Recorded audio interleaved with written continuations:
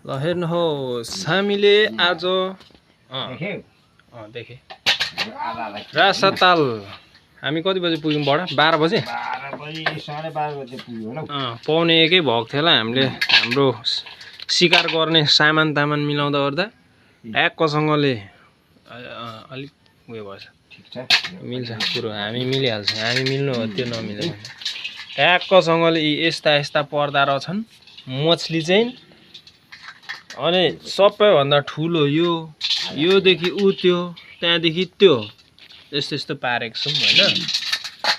अनि अब हामी बाँड्नु आँटेको छौँ बडा र मेरो भागमा कम्तीमा पनि यो आधी किलो भन्दा बढी नै हुनुपर्छ पक्का पनि कतिले परेको यो चाहिँ आधा किलो यो ए धेर पनि रहेछ 3 पाउने हो क्या हो लैजा झन्डै नै भनेपछि 800 ग्राम चाहिँ रहेछ भन्ने कुरो बुझ्यो रासातालमा अरू बाँकी त अब मसिनो यो बेलुका खेरि परेको हो ठिक छ यतिको राम्रै छ तारेर खानलाई दामी छ यहाँ लगाउने हैन लगाउन सानो ठुलो लगाउन 1 किलो पुराउनलाई हो क्या ए कता हो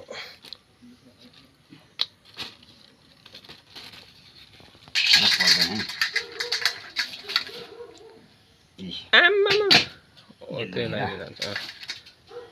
ठ्याक्कै अन्त 1 केजी अब 1 किलो छैन त छ नि 1 किलो बढी हुनुपर्छ यो 1 किलो 800 ग्राम भइसक्यो 1800 ग्राम भइसक्यो ल यसरी लाइन छ फेरि पनि हाम्रो 1 केजी जोखिँदैछ ऊ धेर पनि भइसक्यो ए 1 पाउनै छ कि अझै लु कस्तो हुँदो रहेछ अरे 600 तिरेको हो नि त ए यहाँ पनि यो पनि सित्रै हो नि आमा यो 3टा छ 3टा रहेछ यत्रो माछा पर्दा त कम्ता खुसी लाग्छ त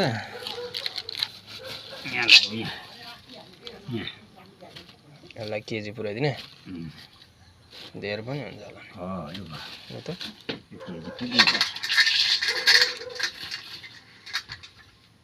ए ल त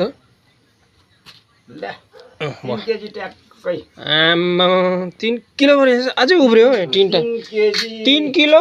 3टा कोत्री 3टा सित्रा उब्रियो अझ घेर पनि रहेछ यो चाहिँ सुलीको भाग हो क्या त्यसका भिडियो त गर्नै पर्यो नि हो देखाउनु परेन ग्रुपमा जाँदाखेरि हामी दुई भाइलाई पोसाउँदैन कि के अरे फाप्दैन रहेछ क्या भन्ने कुरो चाहिँ थाहा हुन्छ क्या यसरी चाहिँ मजाले चाहिँ गतिलो छ क्या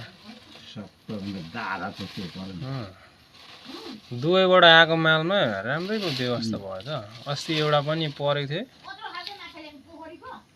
त्यो कति पो परेको थियो बडा त्यो पनि 600 ग्राम होइन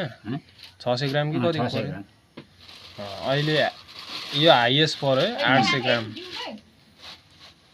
800 ग्रामको यो के हो दामी छ त होला दुई भाइलाई त अनि 1.5 किलोमा पनि बढी पर्ने रहेछ अन्त थाहा भएन त अब गइँदैन नि त ग्रुपमा त झिरिक्कै ल यो बराबर छ नि त अलिकति सानो ठुलो होला त्यो भइहाल्छ त्यो खली बली यो त अब लास्ट अफ प्राण त्याग्नु आँटेछ जोक दिनु फेरि हो जोक जोकले भन्छ त पावाल लु भिडियो पो लामो होला जस्तो भयो यहाँ देखाइसक्यो देखाउँदैछ उसको पनि यहाँ नै उसको त पकाइ पनि सक्दैन पकाएको छैन भाइलाई बोलाउँ भने पनि के बोलाउनु 1-2 लाग्छ भन्छ अब हाम्रो हिसाब मिलेन अब त्यसलाई चाहिँ त्यसरी अब जसरी चिरे नि हुन्छ यसै काट्दा त नि मिल्दैन क्या टाउकोलाई नि आधी बनाउनु पर्यो ए मिल्छ होला हौ त्यो यसरी चाहिँ चिर्नु त नि गाह्रो हुन्छ त नि चिर्नुहुन्छ त लु त तपाईँको विचार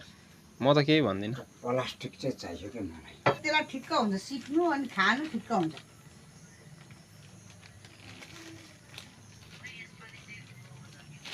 गोजलाई अनि यहाँ सुन न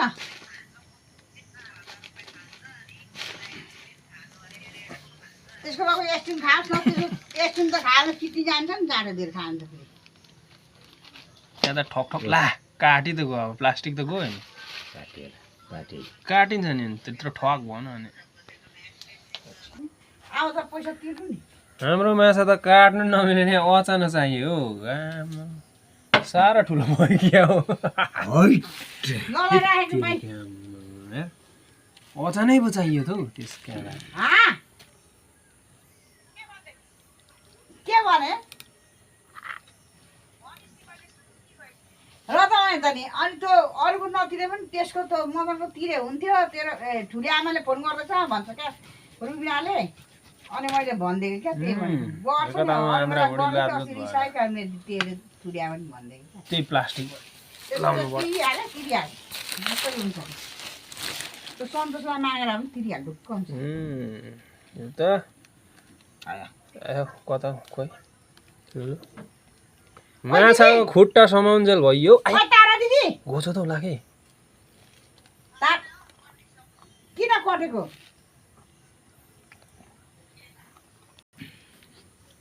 गोडी दैले माछा ल्यायो नाउमा चढेर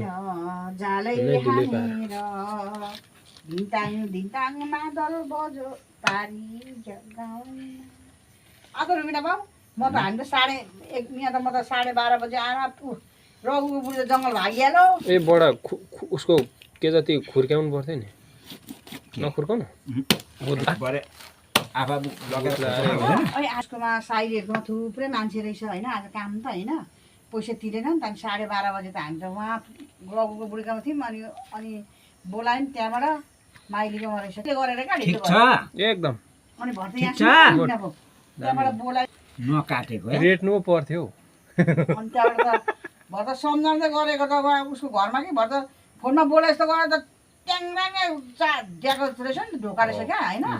खोलेर त जङ्गल भागो नि अरे कुन त आयो कि होइन नबसौँ है त्यहाँनिर त अब भरे के अरे मार पुलिसले होइन मरो भने त झुन्डेर जङ्गल खोज्नु जाउँ भन्छ बरु जङ्गल खोज्नु गएर मारो भनेर अब्जेक्ट आउँदैन होइन नगएको हामी जङ्गल भायो त कुन त आयो कि आएन दामी भयो ठिक छ केही छैन हुन्छ बडा ला त भयो त्यसका आज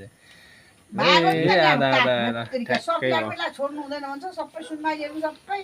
लु है तिमीहरू त बस मेरो त म त हिँडेकै दुईवटा बनाइदिनु नि ए हो आएको हो त्यसलाई चाहिँ दुईवटा म त बनाउनु आइहाल्छु जङ्गल खोज्नु जाउँ भन्दै थियो जान्छु 1 बजेर भोकले आफ्नो दबाई खानु टुटिसक्यो मैले यो चाहिँ पानी ग्लास किनेर आयो नि तारा म्याडम त कता गयो होला हुन्छ नि त हाम्रो बाँडफाँड कार्यक्रम पनि सक्यो अब लगभग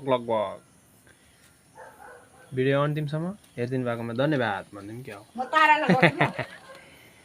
तारालाई गर्छु तारालाई